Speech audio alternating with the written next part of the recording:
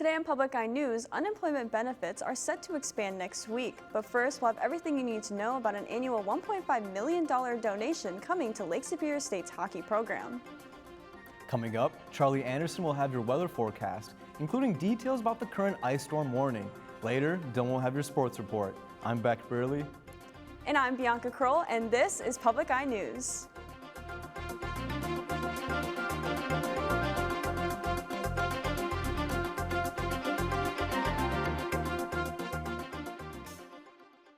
A 57-year-old Mieresco man appeared in court today following a fatal vehicle car crash. The Wakefield Post and deputies from Gogebic County Sheriff's Department responded to the report of a single vehicle rollover on M64. The vehicle was traveling southbound when the driver lost control. The front passenger was ejected from the vehicle and passed away on scene. The rear passenger was treated for minor injuries, and the driver was also treated for minor injuries. The driver faced 3 felony charges for operating while intoxicated, causing death, and manslaughter. He is still lodged in Gogebic County Jail while the investigation of the crash is still underway. And as the projected ice storm approaches, it's best to know what you should do for safety. The storm warning is in effect now to 8 p.m. Sunday night. To prepare, always make sure you have a safety kit inside your home and car. Ensure medical backup is prepared, as well if you rely on electricity for medical equipment. Charge all necessary devices in case of any emergency. Never run a generator on indoors, and use your provider's outage center to report outages. Lake Superior State University, or LSSU, has announced a recurring $1.5 million annual donation for their Division I men's ice hockey program. This yearly commitment comes from an anonymous donor. Lakers hockey will receive the gift this year in its inaugural year. The funds will go toward team operations, recruitment, athlete support, and fan engagement. This announcement also comes as LSSU reported earlier this week that it will discontinue sponsorship of its men's and women's golf and men's and women's tennis programs beginning June 30th of 2025. And some long overdue renovations are now underway at Marquette Sawyer Regional Airport, with the governing body issuing a press release detailing the updates that aim to improve travelers a more spacious accommodation before their flights. The renovations, costing $400,000, included the addition of 65 seats, along with the relocation of the waiting area closer to the terminals. The airport director, Dwayne DeRay, also commented on the importance of providing a more comfortable and spacious waiting area for passengers. For more information, go to sawyerairport.com. And the absentee ballots for Michigan's upcoming May 6th special election are now available. You can request one either at the michigan.gov website or contacting your local county clerk's office. You can also download an application to return by mail or in person to your local clerk or township. When submitting your absentee ballot application, you also have the option to sign up to join the permanent mail ballot list. You can request an absent voter ballot in person at your clerk's office anytime up to 4 p.m. on the day prior to the election. And this month is National Sleep Month. More than 1/3 of Americans have turned to apps or devices to track their sleep. But do sleep trackers help you get better sleep? Susan Elizabeth Littlefield has more. Take a look. Track of your sleep? I do keep track of my sleep cycles. You want to get that full sleep cycle. It's very important. How important is sleep to you? Where I come from, 8 is great. So if I can get 8, I'm in line. And he's got proof. The app that I use is called Sleep Tracker.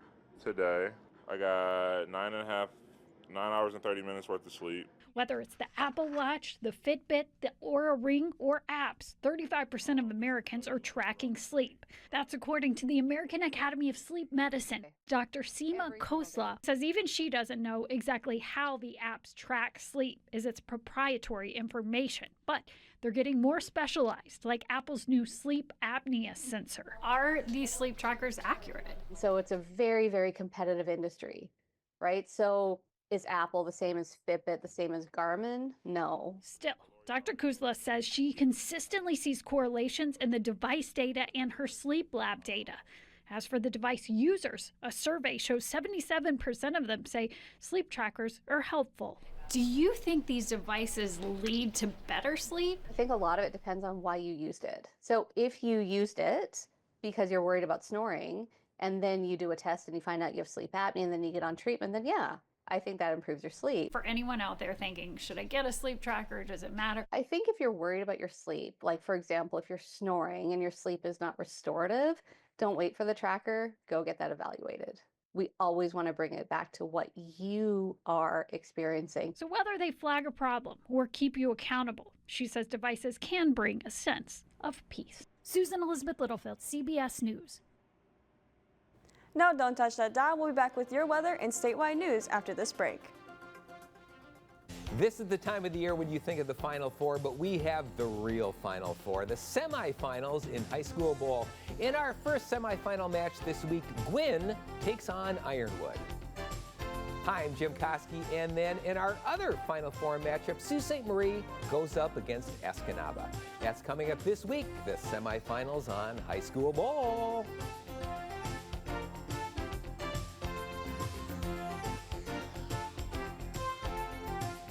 Hello, my name is Charlie Anderson, and this is your Public Eye News Weather Report. Taking a look at the Academic Mall, we're seeing some clear but cloudy skies.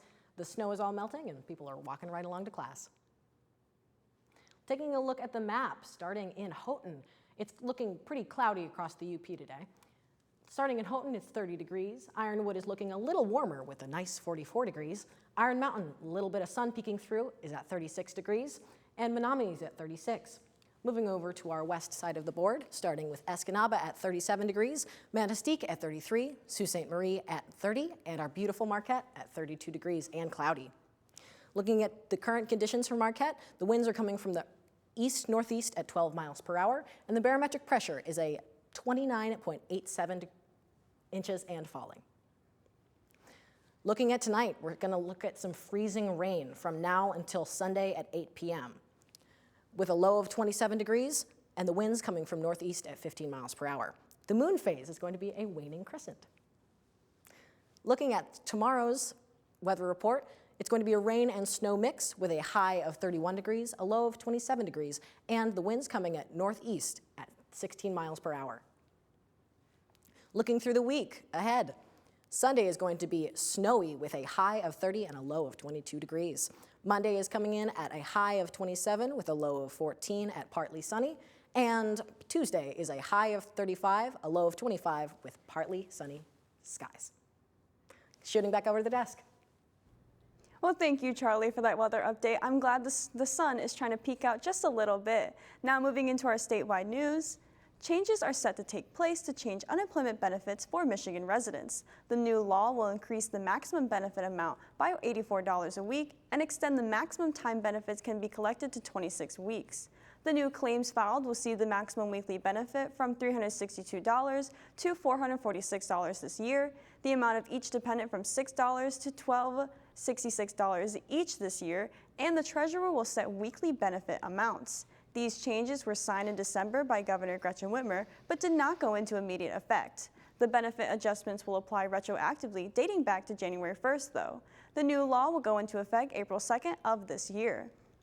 And Michigan Senator Gary Peters and Senator Bernie Moreno of Ohio will lead the Senate Great Lakes Task Force. This task force is a bipartisan group that advocates protection of the Great Lakes. As co-chairs, Peters and Moreno will convene meetings to coordinate legislative initiatives, funding priorities, and oversight efforts to address important issues facing the Great Lakes. Senator Peters has advocated for policies to create a safeguard for Michigan waters in the past. Earlier in the year, he announced the Great Lakes Restoration Initiative Act of 2025. This was to expand and reauthorize resources for the program. Peters said in a recent statement he's honored to now serve as co-chair of the task force. And a federal judge has ordered the Trump administration not to delete Signal messages amid a new lawsuit. Meanwhile, the Trump administration is working to slash thousands of jobs from Health and Human Services. CBS Jared Hill has the latest. Major changes at the U.S. Health Department. We're going to streamline HHS. Health and Human Services Secretary Robert F. Kennedy Jr. Thursday announced plans to slash the workforce by about 20,000 people, though not impacting, he says, positions reviewing drugs or medical devices, nor inspectors. We're keenly focused on paring away excess administrators while increasing the number of scientists and frontline health providers. The White House continuing to cut the federal workforce as President Donald Trump publicly sticks behind his national security advisor and defense secretary. That's despite growing scrutiny over the leak of military plans on the messaging app Signal. This comes as President Trump has pulled the name of his nominee for ambassador to the United Nations. The president on social media said he wanted New York Rep. Elise Stefanik to stay in the House, noting the GOP's very tight majority. It just reflects that the agenda that Republicans are trying to move through the House at the behest of Elon Musk and Donald Trump does not have the votes right now. Meanwhile, today, Vice President J.D. Vance is focused on another Trump priority, Greenland, the second couple visiting the U.S. Space Force facility there, as President Trump says he wants the Danish territory under American control for security reasons. Jared Hill, CBS News. And after this break, Dylan Dubé will have your sports update. Stay tuned. Asking tough questions to those in power.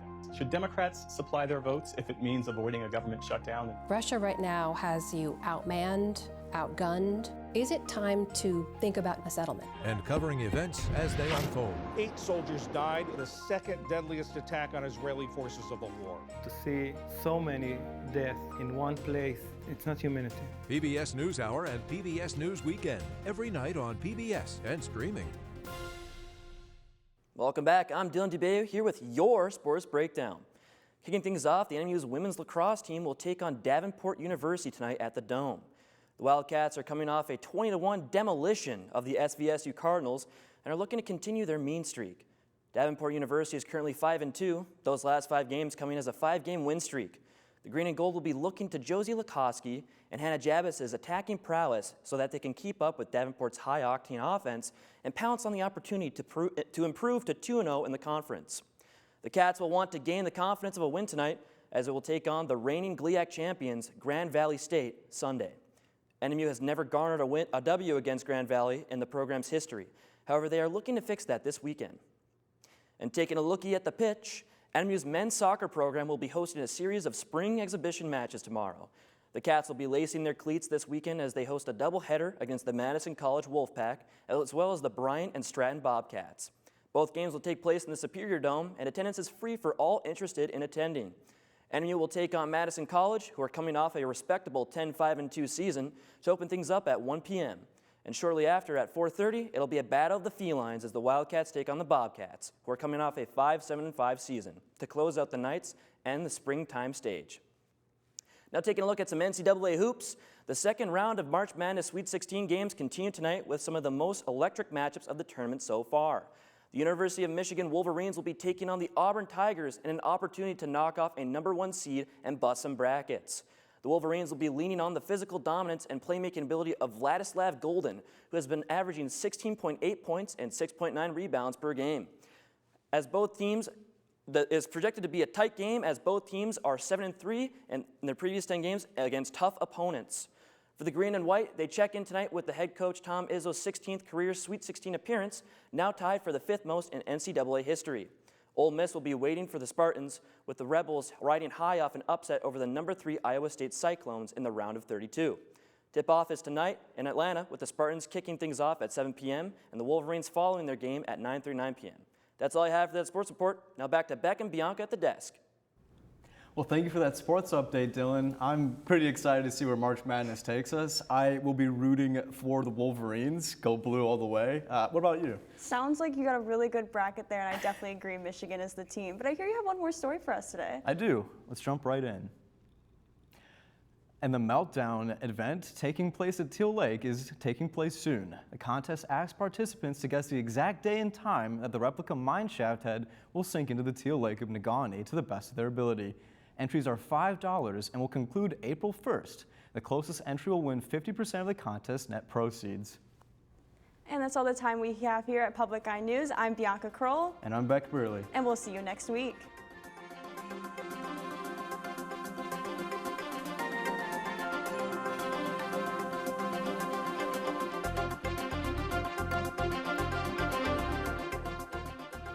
The preceding program was produced by WNMU-TV, Northern Michigan University Public Television, in studios located in Elizabeth and Edgar Hardin Hall.